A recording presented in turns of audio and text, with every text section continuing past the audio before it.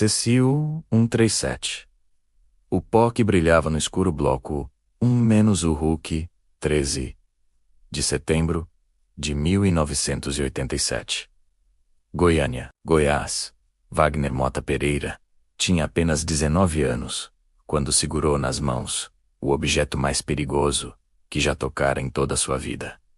Ele não sabia disso. Ninguém sabia. O pó azul brilhava com uma luz fantasmagórica no escuro, como algo saído de um filme de ficção científica. Era tão bonito que parecia mágico. As crianças do bairro estavam fascinadas. Alguns adultos esfregaram o pó luminoso na pele, como se fosse purpurina. Uma menina de 6 anos, Leide das Neves Ferreira, comeu um ovo, enquanto suas mãos brilhavam azul. Ela queria mostrar para o pai como era bonito. Ninguém imaginava que aquele brilho hipnotizante era, na verdade, a assinatura da morte. 2 semanas antes, Wagner e seu amigo Roberto Santos Alves tinham invadido um prédio abandonado no centro de Goiânia. Com ferramentas improvisadas, eles arrancaram a cabeça do aparelho. Era pesado, a menos 20 quilos, de chumbo, protegendo algo precioso lá dentro. Levaram para casa, sem saber que estavam carregando o equivalente radioativo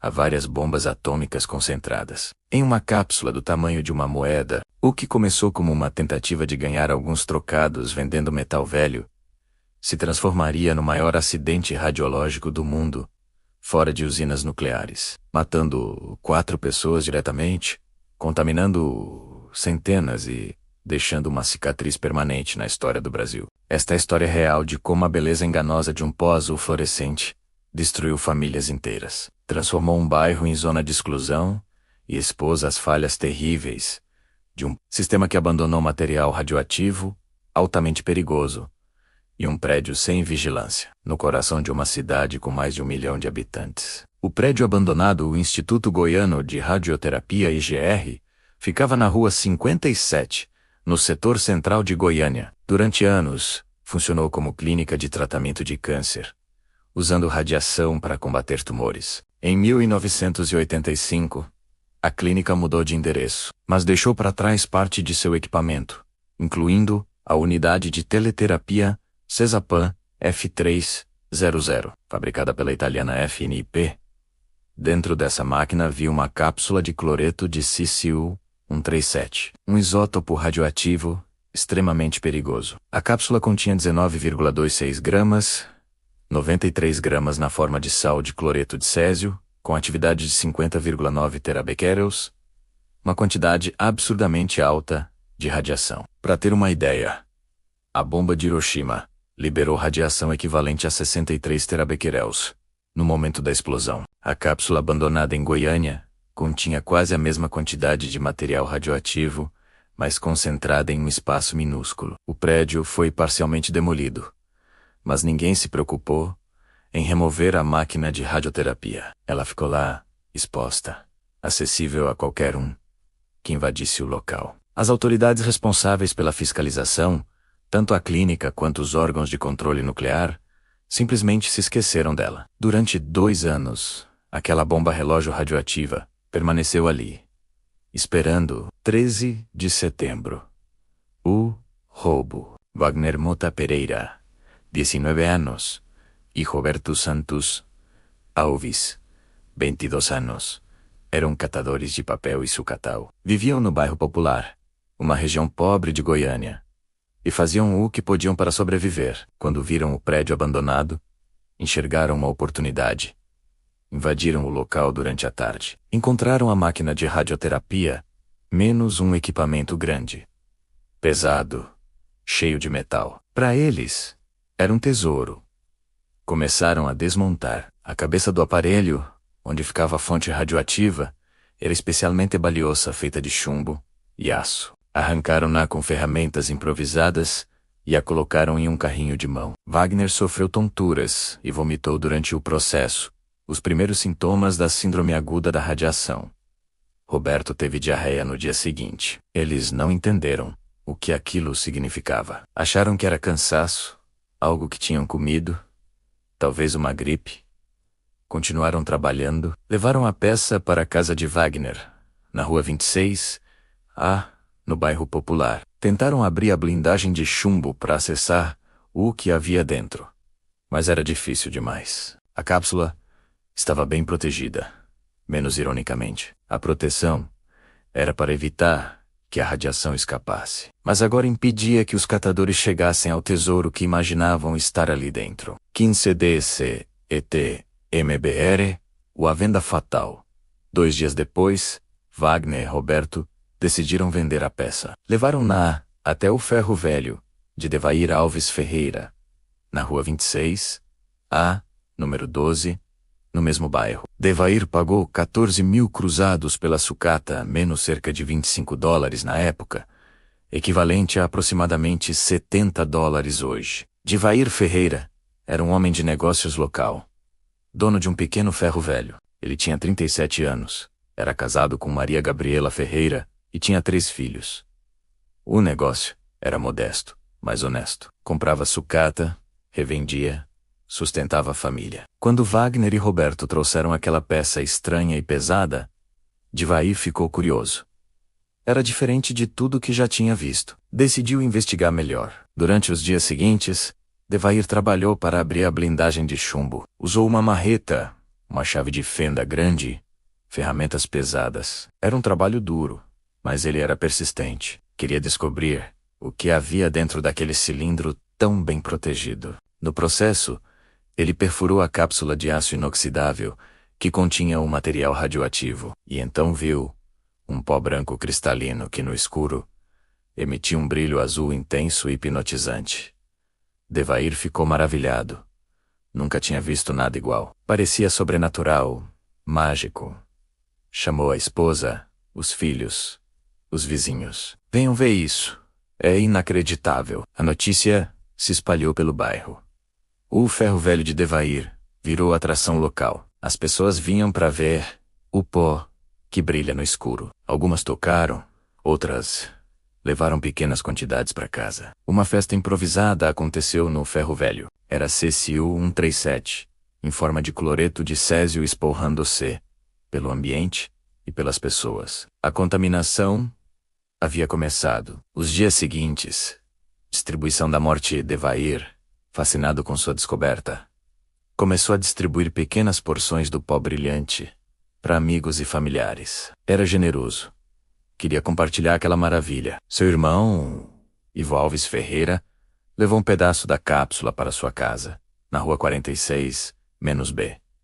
Lá moravam ele, sua esposa Lourdes e suas 2 filhas, Leide, de 6 anos, e Lilian, de 16 anos. Leide das Neves Ferreira era uma menina alegre e curiosa. Quando viu o pó azul brilhante, ficou encantada. Brincou com ele, esfregou na pele, mostrou para os amigos. Em um momento comeu um ovo com as mãos contaminadas pelo pó radioativo. Aquele seria o gesto que a mataria. Outras pessoas também foram contaminadas. Geraldo Guilherme da Silva, funcionário do Ferrovelho de Devair, manuseou a cápsula extensivamente. Admira Alves de Souza, esposa de Ibo e cunhada de Devair, também teve contato. Israel Baptista dos Santos e Edson Fabiano dos Santos, empregados no Ferro Velho, ajudaram a manipular o material. Em poucos dias, dezenas de pessoas foram expostas. O CSU-137 estava espalhado por várias casas no bairro Popular. Partículas microscópicas viajavam nos sapatos, nas roupas, nos corpos das pessoas. A contaminação se alastrava silenciosamente. E os sintomas começaram. Os primeiros sintomas: náusea, vômitos, diarreia, tontura, perda de apetite. As pessoas que manusearam o material começaram a ficar doentes. Algumas tiveram queimaduras estranhas na pele, menos marcas vermelhas e dolorosas que não cicatrizavam. Outras sentiram fraqueza extrema, como se estivessem com uma gripe muito forte. Procuraram médicos locais. Foram diagnosticados com doenças tropicais, alergia alimentar, intoxicação. Um médico sugeriu que era uma doença dos pobres, causada pela falta de higiene. Outro receitou remédios para alergia. Ninguém pensou em radiação. Por quê? Pensariam. Goiânia não tinha usinas nucleares. Não havia indústrias com material radioativo conhecido. Era uma cidade comum, no interior do Brasil. Aviso. Wagner Mota Pereira, menos camiseta simples, bege ou cinza claro. Calça jeans, gasta. Rosto jovem, moreno claro, traços cansados. Corpo magro, postura curvada, mãos sempre sujas, de sucata. Roberto Santos Alves. Camiseta escura azul marinho, calça jeans. Rosto moreno médio, expressão séria. Físico, um pouco mais forte. Olhar desconfiado. Devair Alves Ferreira. Menos camisa de botão simples, marrom ou verde oliva. Calça de trabalho. Rosto moreno, barba rala. Expressão curiosa. Mãos grandes, calejadas. Postura confiante. Maria Gabriela Ferreira. Menos vestido simples floral ou blusa clara, com saia. Rosto claro, a moreno claro, Os Suaves. Aparência frágil. Olhar preocupado. Leide das Neves Ferreira. Menos vestido infantil, claro rosa ou azul. Sandálias. Rosto infantil claro. Bochechas cheias. Mãos e dedos, com brilho azul luminoso. Expressão curiosa. Ivo Alves Ferreira. Menos camiseta branca ou cinza, calça jeans. Rosto moreno, bigode discreto. Aparência simples. Postura protetora, olhar familiar. 23 de setembro. 10 dias depois do primeiro contato. Maria Gabriela Ferreira estava desesperada. O marido dela, Devair, vomitava sem parar, tinha uma diarreia severa e feridas estranhas pelo corpo. E não era só ele. Vizinhos, funcionários do ferro velho, até crianças. Todos com os mesmos sintomas. A conexão era clara. Todo mundo tinha tocado naquele pó azul brilhante, que veio da peça comprada no ferro velho. Com uma suspeita terrível no coração, Maria Gabriela tomou uma decisão que mudaria tudo. Ela colocou o que restava da cápsula numa sacola plástica e pegou um ônibus. Dentro do transporte, sem saber, ela expunha dezenas de pessoas à radiação. Ela chegou na vigilância sanitária e tentou explicar a situação, mas foi tratada com descaso. Deixou a sacola na recepção e foi embora. Horas depois, por puro acaso, o físico Walter Mendes Ferreira ouviu a história da peça que brilha no escuro. Ele sentiu um arrepio, correu para ver a sacola. E todo o seu treinamento gritou perigo. No dia seguinte, com o contador Geiger, a suspeita se confirmou. O aparelho disparou. Era Cesium-137.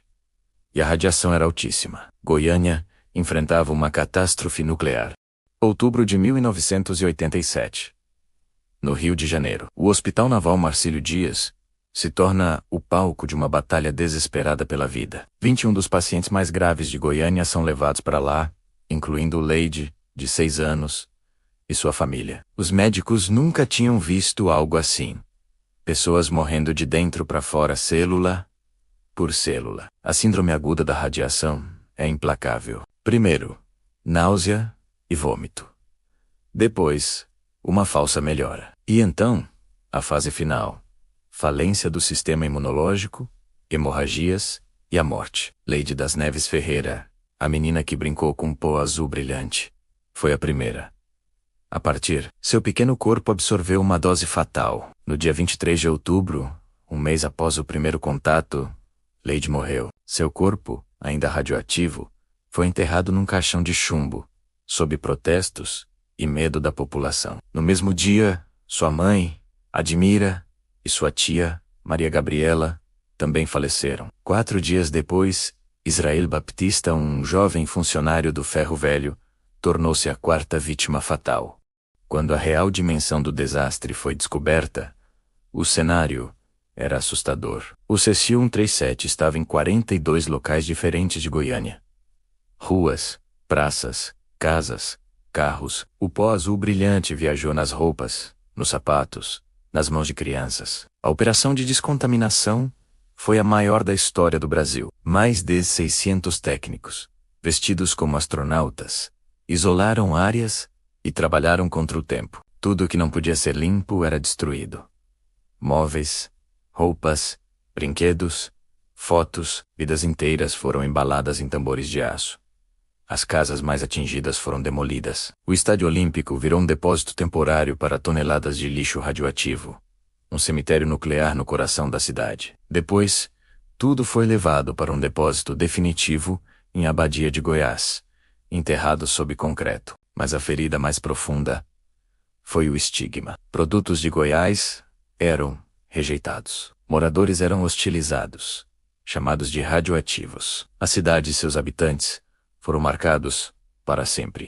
Em 1985, uma clínica de radioterapia em Goiânia se mudou e deixou para trás uma máquina com uma cápsula de cécio-137, altamente radioativa. Ignoraram ordens judiciais para remover o equipamento perigoso. 2 anos depois, os catadores Roberto Santos Alves e Wagner Mota Pereira encontraram a máquina e, pensando ser sucata valiosa, levaram-na. Dentro, havia um pó azul que brilhava no escuro. Fascinado, Devair Alves Ferreira, dono de um ferrovaléu, comprou a peça e levou-a para casa, mostrando o brilho para amigos e familiares. Sua sobrinha de 6 anos, Leide das Neves, brincou com o pó, passando pelo corpo. Pouco depois, todos começaram a passar mal, com vômitos e tonturas. O diagnóstico demorou, e a cidade inteira entrou em pânico. A tragédia de Goiânia expôs uma cadeia de negligências